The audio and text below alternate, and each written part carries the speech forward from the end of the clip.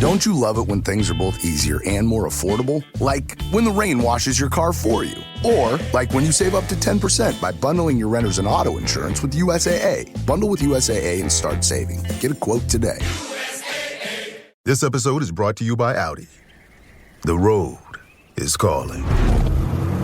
Embrace the thrill of the drive with the all-new, fully electric Audi Q6 e-tron. Featuring effortless power, serious acceleration, and advanced Audi tech. It's not just a new EV. It's a new way to experience driving. The all-new, fully electric Audi Q6 e-tron is here. The next chapter of Audi starts now. Good afternoon, guys, and welcome to the podcast. From California, I have Dennis Procopio, and he is founder of Man Up Life Coaching, elite life coaching for men. And he's going to talk to us all about how he helps clients to level up their game, especially for men, and especially in terms of the emotional and spiritual components. I'm really happy to have him and to discuss his work. And this is a sponsored episode, and a welcome, Dennis. Welcome. Hey, thank you. I really appreciate it. So, you're Dr. Chris Liu, is that correct?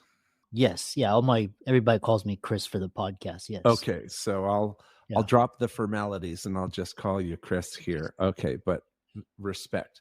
So I'm a 54-year-old guy who started my journey on the East Coast. I'm originally from Philadelphia, graduated high school and college in New York, and lived a bunch of different places. I always joke and say that my life is just a book waiting to be written because it's been a crazy ride. But I ended up here in San Diego, California, and I created a business called Man Up Life Coaching. And it was created because I was recognizing that even though I had the identity of an artist, which is what I had been doing in college, I was an art major at Cooper Union, which was a big deal. I was an art teacher. Somewhere along the way, I started recognizing I don't think this is what my legacy is going to be. And I had a moment that was crossroads where I had to ask myself, do I go down with the ship? Or do I admit this is no longer me and I have to do something else? And I imagine that a lot of your entrepreneurs come to that same sort of crossroads, yeah? Your scenario that you're describing was me in September 18th, 2008, when Lehman Brothers was collapsing. And I was like, I can't be a doctor anymore. I just couldn't do it. It wasn't me. And like, it was just, but yeah, that's the avatar that we're talking about. Yeah. Yeah, that's interesting. Just out of curiosity, I don't want to mean to pry. I am a life coach, so I'm curious about people. So what were you doing as a doctor? Were you a physician? Yeah. So I was training in orthopedics up at Rutgers, and you're just very unhappy. The reason I went into medicine was because my parents were like, "Oh, Chris, you got to become a doctor to uphold the family tradition, and you have to demonstrate that we've been successful." And it's more a show. But I chasing the accolades, and it just, like I said, it hit a tipping point when I couldn't do it anymore. It's just like I would have gone crazy if I had continued. Yeah.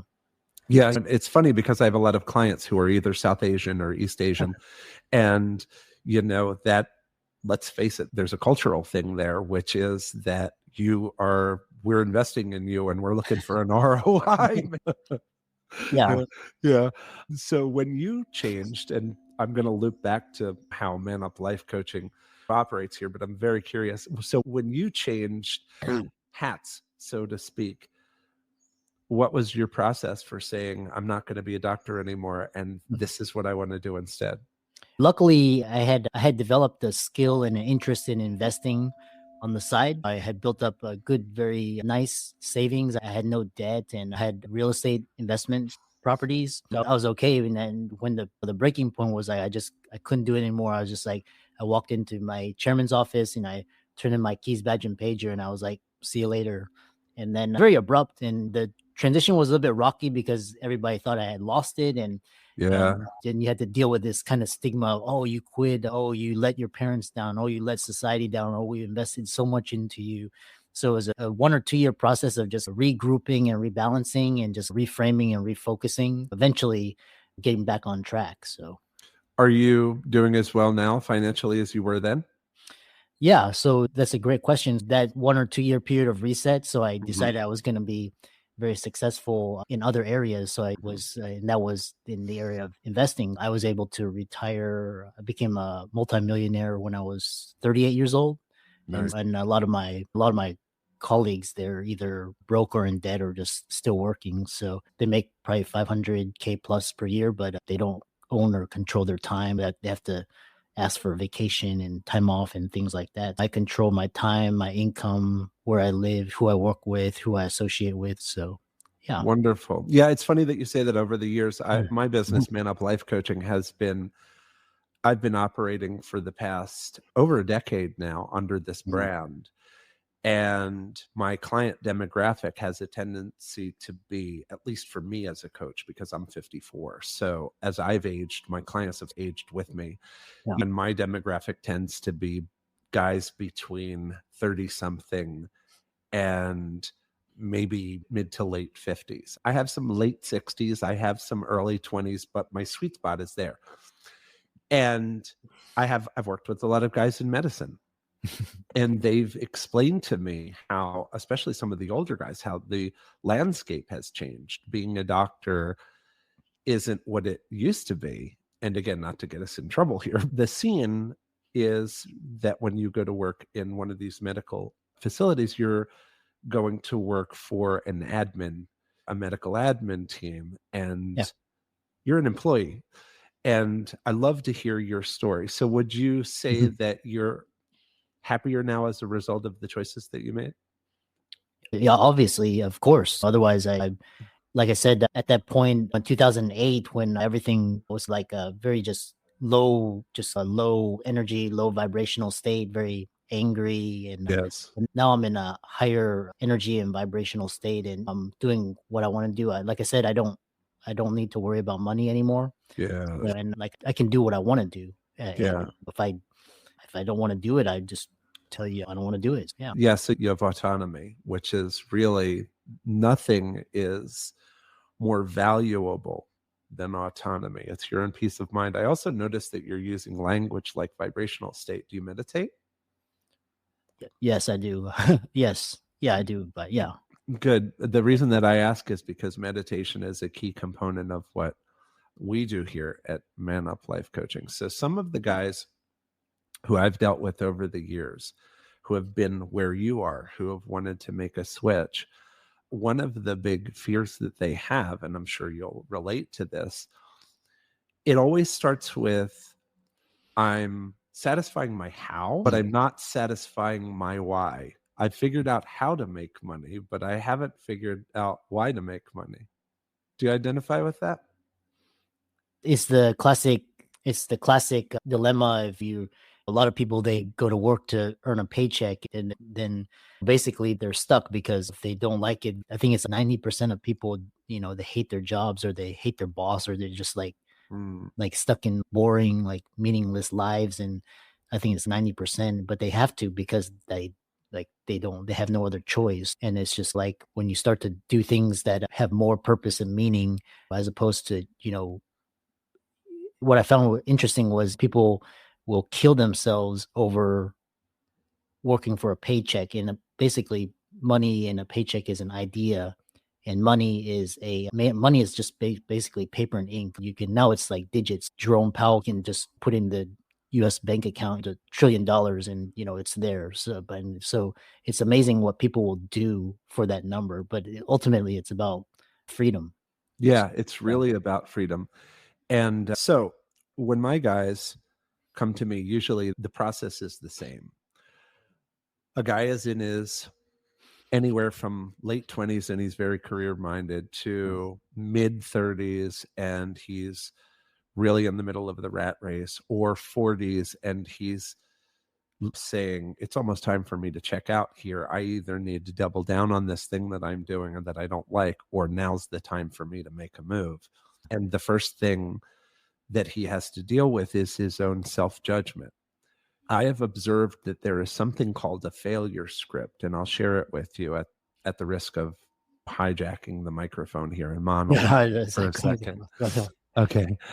I find that guys read off of a failure script when they take the following steps. One, they start out being very self-judging. And the reason that they're self-judging is because they have been raised, and men in particular, I'm always speaking to a male audience because that's who I deal with. We've been raised by our fathers and our fathers' fathers that our value is associated with our productivity. You started the conversation saying the same thing. You be a doctor like everyone else in the family. Like, no, it's not acceptable for you to just go sell hot dogs or something. You know, you're going to do this. So one is, if you're reading off of a failure script, number one is judgment. Judgment because you worry that you are not living up to your own expectations. You judge yourself and you have this narrative that other people judge you. That leads to depression. Now, it's interesting because when you're constantly judging yourself, you will find yourself responding in one of two ways. Rage, you will send it, and that is not socially received well. Or two, you'll bottle it up until you can't take it anymore. Like you. Here's my pager. Here's my badge. Here's my white coat. I'm out. Quit. Take this job and shove it. So what happens with the guy who swallows his rage is that it manifests as depression. I once heard someone say very accurately that depression is rage internalized. So he becomes lethargic. He lacks drive. He lacks motivation. He lacks curiosity. He lacks interest. He's bitter. And he's just trying to tell everybody it's fine. It's fine. And he has classic nice guy syndrome. Yeah. That leads to three, a lack of confidence. When you're walking around like a tight fist, you've just got your walls up and your shell and you're dying inside, but you can't figure out how to get unstuck. You're not in a place where you feel loose and like you're willing to take risks, so you lack confidence. And that actually leads to four, risk avoidance. Because you lack confidence, you start taking the path of least resistance and you start just doing the very bare minimum that you need to do to get through life. And that leads to being stuck. You're stagnated. And it's usually when a guy is stagnated like this and he doesn't have the wherewithal to do what you did and stand in the face of your imagined oppressor and say, I'm not taking this anymore. I'm changing gears. He'll come to someone like myself who offers a service that says, I'll be your mentor. Let me help you. Let me handhold you and let's walk through this. Now, check this out. This is what's really interesting. All of your guys who think that they want money as the solution to their unhappiness dilemma, money is great. I have money. I love it. I like having options. But what I really have is peace. And the peace comes from something that you wouldn't think is available to you prior to making the money, which is a lot of us are looking for validation and we don't know where to find it. Yeah. Interesting. Yeah. So instead of judgment, which was step one on my little list, step one for my guys is you need to learn how to be your own source of validation.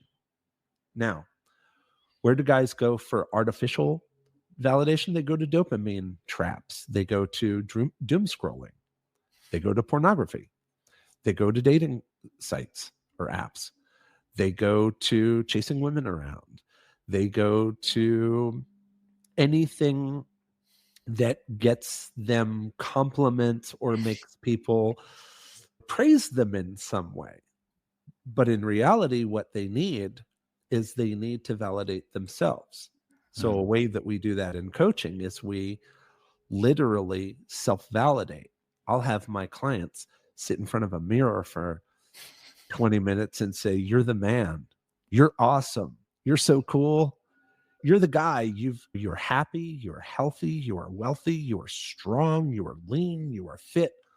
And after a session like that, you come away motivated, because validation leads to motivation. If you're a good teacher, you know that. You don't instruct a student, you validate them, and they'll figure it out on their own. Yeah, interesting. You feel me on that, right? It's interesting. So then my question for you is, in this day and age when like that men, they come to you, right? And then they're struggling with all of these problems. Like, what is your step or your framework or process to help get them out of these issues? They usually have a script going on that says, I can't. That's the reason that guys are afraid to take chances. They're afraid to take risks because they don't believe that they can. So by working with a mentor who validates them and says, you can do anything, I believe in you, and who insists that they see themselves through your eyes, what they're doing is they're essentially fathering their inner child.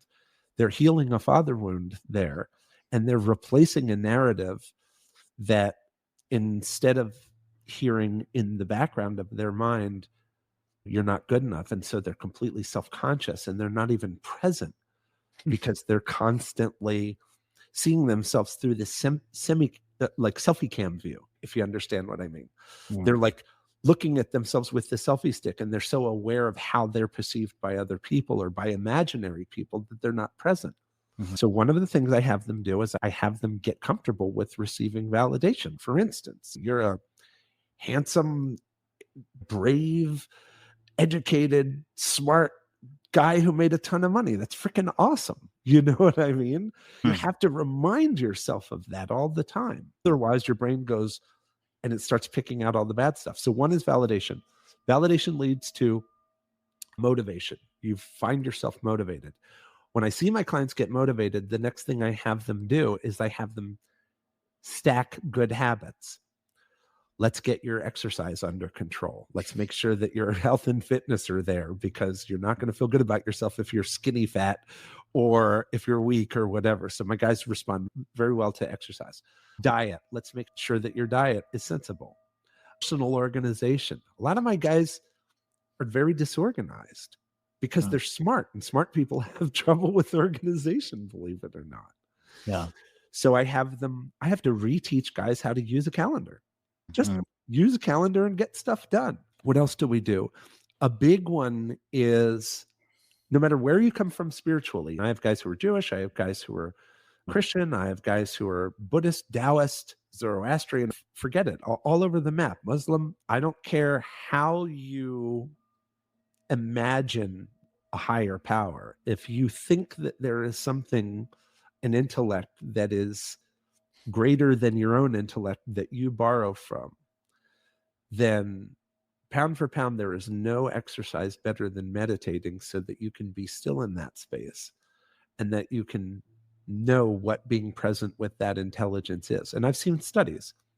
My guys, we play chess, we play Go or Weiqi, and we do tactics puzzles, or in Go is used Japanese language, so you would say sumigo for tactics puzzles.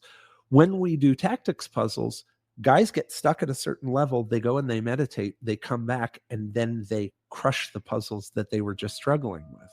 Oh, wow. What does this tell you? It tells you that meditation is not only to make you feel good, meditation is actually a cache cleanser for your engineer brain. Yeah. So some of the things we focus on, again, we focus on exercise, diet, personal organization, meditation, changing your narrative. How many times does a guy go throughout the day and say, oh, I just missed that turn, I'm an idiot? Right? Oh, what's going wrong now? My dryer isn't drying. What the hell is going on? There's so much negativity throughout the day. And so I train my guys to recognize how many times a day you're either overtly or covertly judging, and to replace that with positive language. Now, over the course of a year, if I work with that guy, you will see that he will become motivated to take more risks, And the risks that he takes will create change. And change is where opportunity happens. And guys are afraid of change, but they want the opportunity. Do you feel me on that? It's time for basketball, and Uber Eats is dropping deals on game day favorites to keep you locked in on the action. Like when you're craving a buzzer beater, but also buffalo wings. Or when an upset makes you want to ugly cry into a pizza. And right now, Uber Eats has game day deals from McDonald's, Popeyes, Pizza Hut, Wendy's, and hundreds more local favorites. So you can keep your eyes on the ball and your hands on a hamburger. Order now, only on Uber Eats. Product availability varies by region. See app for details.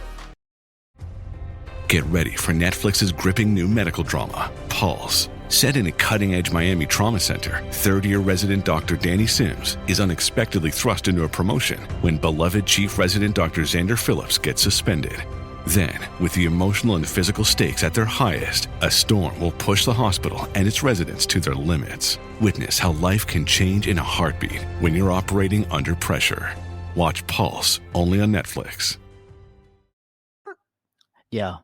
And what was interesting was I was listening to Scott Galloway.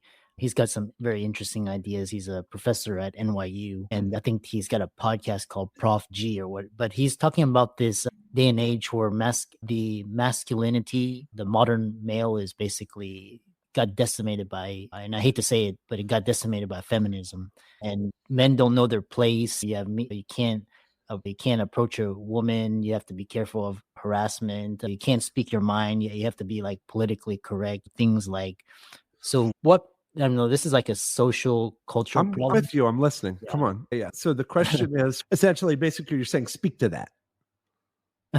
I wasn't done asking the question, but it was basically, what do you think is causing men to come to you as clients?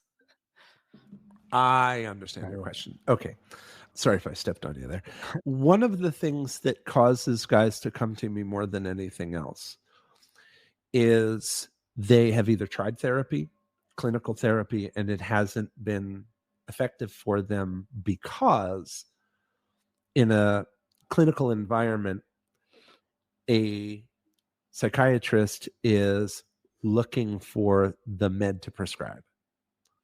So they're asking themselves, is this BPD? Is this bipolar? Is this ADHD? What am I looking at here? And what's the med that theoretically addresses that problem? Now, if you are someone who deals with those clinical issues, then you're in the right place. But there is a large swath of men who aren't clinically diagnosable as bipolar or ADHD, or if they are, that's not their main issue. Their main issue is a combination of kind of what you said. One, they might have struggles with their own masculine identity and understanding what their social role is. And another might just be not understanding how to be at peace within themselves without even necessarily making it a gender issue. And that's where I, as a coach, have to thread the needle between the super macho, knuckle-dragging troglodyte on one side and the super spiritual guy who floats out of his sandals on the other side.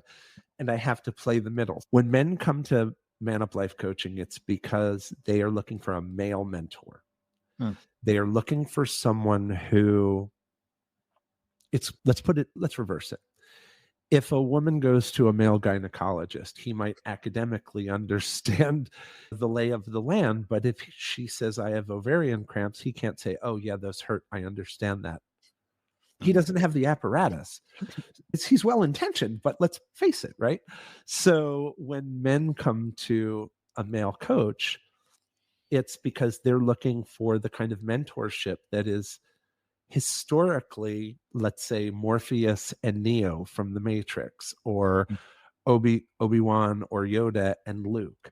Or even if you go back to these sort of Zen parables of the master and the student, there's a dynamic there that has been there long before the concept of psychology, which was only born in Harvard in 1978, or 1878 rather, as an offshoot of its philosophy department. It was a wacky idea at the time. Hmm. So men, to answer your question, are looking for mentorship. Why? Because men learn by following other male role models. Hmm. That's how we learn. And in this day and age, I think it's becoming challenging to find appropriate male role models because masculinity honestly is under fire. There's no two ways about it because we don't serve the same functions that we used to serve. Interesting. Right? We used to serve the provider protector role, and we're in a version of society now where that's not necessarily the case. And so we're being forced to be more empathetic, and we don't really understand what that is. Yeah. The other question I have for you is what, because you talked about these narratives, and how about the some portion of the guests, they're not of the mainstream, like they feel like they're an outsider. For example, if you're a Black, Hispanic, or Asian, and then you've been discriminated against, how do you deal with that type of, and then you have this, they feel like the need to overcompensate by achieving, and they find that's not getting them. What's going on there? Yeah, I get that.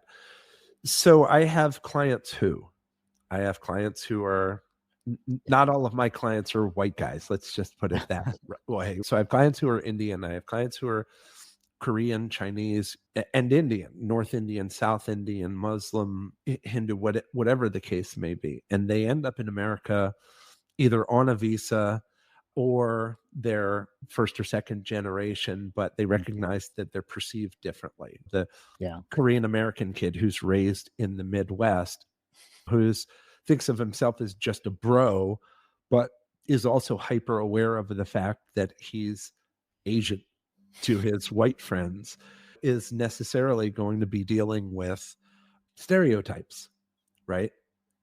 So he doesn't want to be the Korean who's bad at math. The Black guy doesn't want to be the Black guy who can't dance.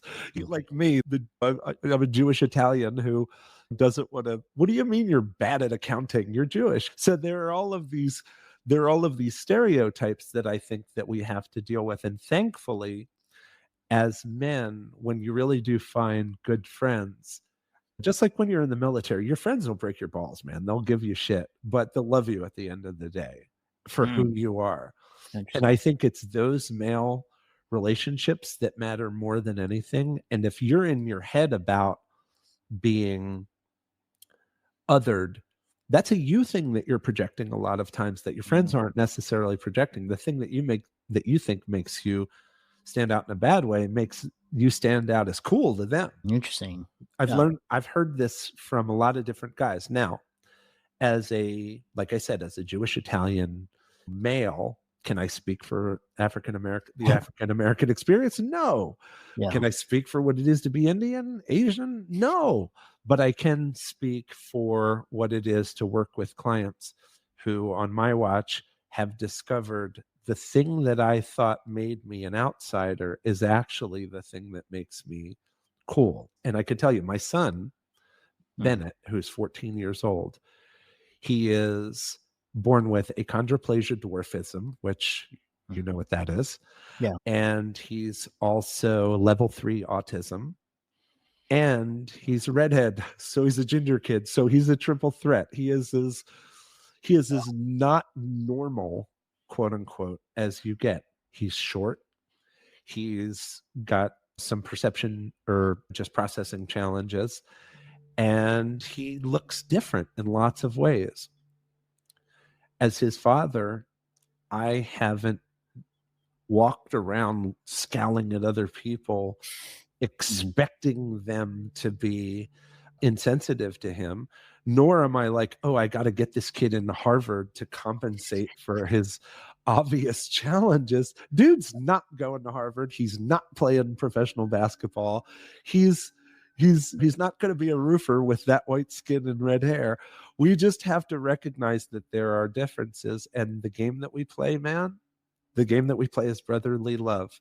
Love yourself, love your brother. You know what I mean? Interesting. I like that perspective. And then what about boundaries? Because a lot of men struggle with boundaries. They come from, just for example, you mentioned the nice guy or not being able to say no. And how do you help men draw healthy boundaries? Men draw boundaries as a rule. That is what we do. This is my yard. Good fences make good neighbors. The wife says, what's wrong? And you say, nothing, I'm fine. And she says, no, I can tell something's wrong. And you say, get out of my head. If I wanted to tell you something, I'd tell you. Leave me alone.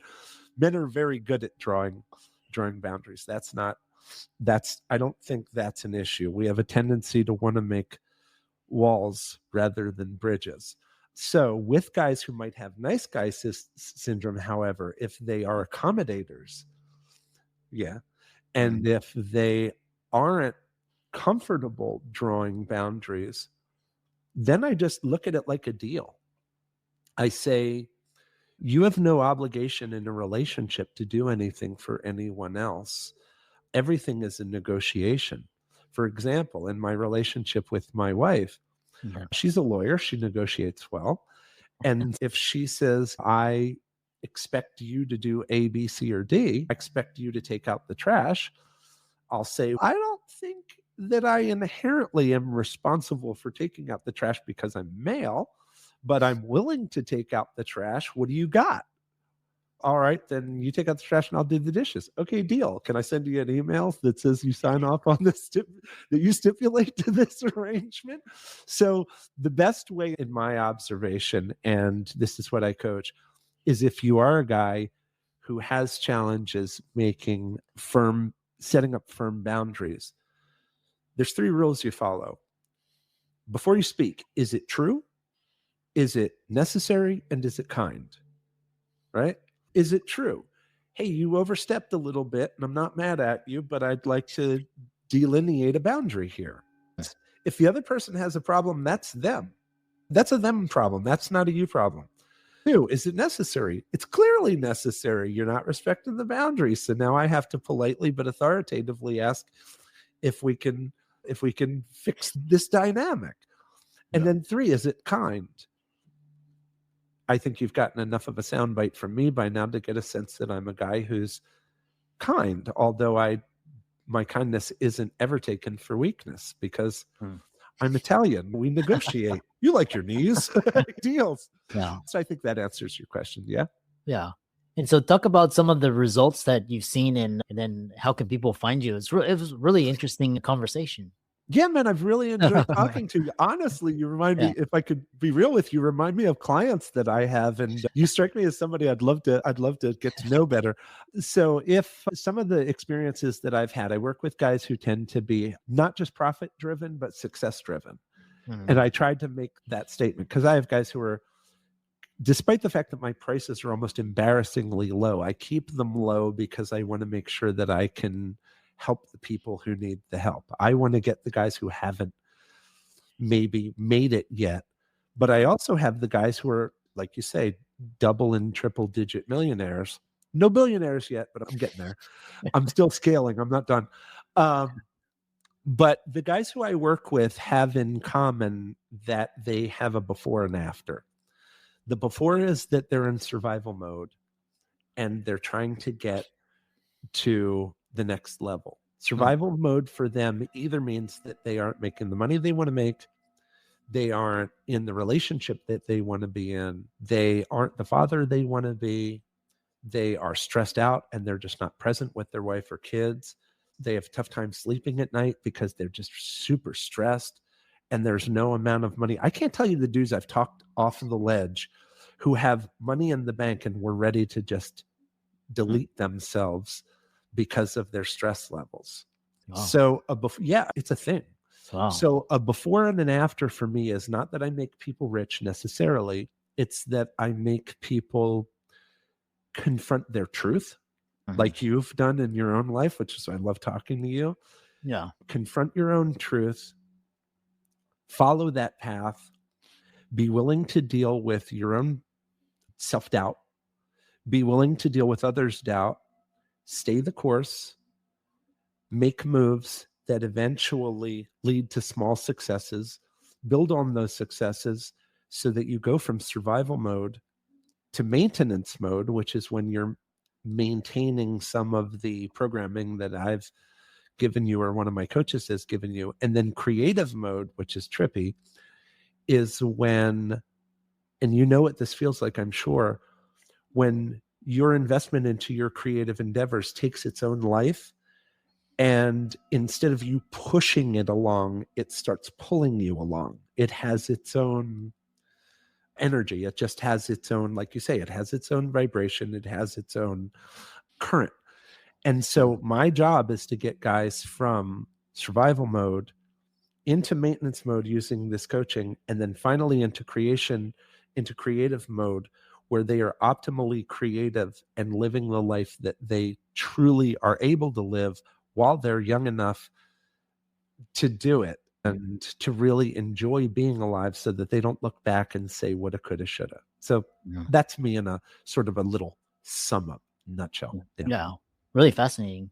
We have actually one question from the audience, and so they're asking, because a lot of your clients are success driven, and what do you do with clients so everything they've been chasing either could be a relationship or a status or a job title or income, and they all at the end of it they're like, it was all meaningless. What happens then? Yeah, that's a bummer, isn't it? So your life isn't over. So if I have a client who comes to me and says, I did all of the things that you're supposed to do and I'm unhappy. I married the girl that my family approved of and now we're miserable. I had kids and we don't have the greatest relationship. I made a bunch of money, or I went down a particular avenue and I have golden handcuffs. Yeah, I make money, but I hate my job. I hate my life. It's over. Game over. Well, it's not game over. It's not game over because you're still alive and you're typing the question in right now. You're still looking for an answer. I didn't share this because it seemed beyond the scope of this call, but I come from a pretty nasty background. I'm someone who should be dead. Wow. And yeah, I'm a survivor of some significant trauma. So there was a time in my life in my 30s and even into my 40s where I felt that my life was done. Any chances that I had were over. And there's a line that I read in a book by Tim Robbins. The book is Still Life with Woodpecker. And there's a line in it where he says, it's never too late to have a happy childhood. Wow. And instead of sitting around pissing and moaning about the fact that I didn't get the childhood that I felt that I should have had, and instead I got all the bad stuff, and again, I won't traumatize your audience with the details, I did a David Goggins and I said, okay, I can either sit around and cry in my beer about this, or I can do something about it. Yeah. When guys come to me and say, Dennis, I'm ready to have a happy life, I say, LFG, man, let's go. Yeah, interesting. And there's a process. There is a protocol. And after more than 10 years under this brand, I very cheekily guarantee that if you take this ride, you get what you're looking for. Yeah. How can people reach out to you? And actually we already, and then, so yeah, really fascinating conversation. And I encourage the audience and listeners to check out Dennis's website and his email, and sign up for a call and see if this message resonates with you. And it was really fascinating podcast / coaching session. So thanks again, and keep up the great work. Hey man, Chris, listen, I just want to end on this note. I really appreciate that you have such an awesome audience. If my message hit anyone today, either in the brain or the heart, in the brain, it should have been, hey dude, you're a good guy and you can do anything you put your mind to. And if you're frustrated because you don't understand how to make the plan to make that happen, there really are people out here that can help you who aren't just trying to get you to pay them for some BS snake oil. There really are good coaches. Consider humbling yourself and working with a coach. And in the heart, I just want to send the message, we're a family. Men are brothers, and the glue that holds my business together is brotherly love. I love every single one of my clients. I love every single one of your listeners. I'm not a hippie, but I do. I love my bros. So keep fighting the good fight out there. And if you need somebody to talk to and you think I might be the guy, come see me at manuplifecoaching.com. Awesome. Thanks so much. And I really enjoyed talking with you.